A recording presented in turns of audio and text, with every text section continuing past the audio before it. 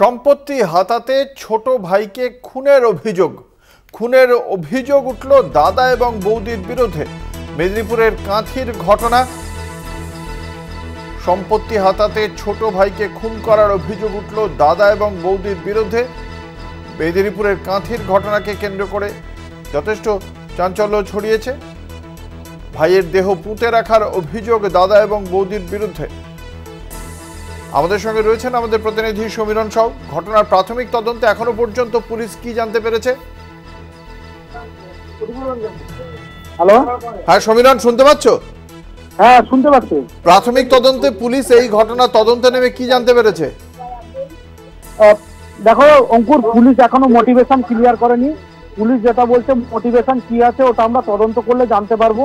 কিন্তু যেটা গ্রামবাসীদের পক্ষ থেকে অভিযোগ, তারা পরিষ্কারভাবে জানিয়ে দিচ্ছে যে সম্পত্তি হাতানোর জন্য এই ধরনের পরিকল্পনা করছিল দাদা বৌদি।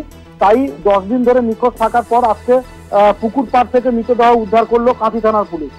অঙ্কুর, ধন্যবাদ। আমাদের সঙ্গে ছিলেন আমাদের প্রতিনিধি সমীরণ সাউ।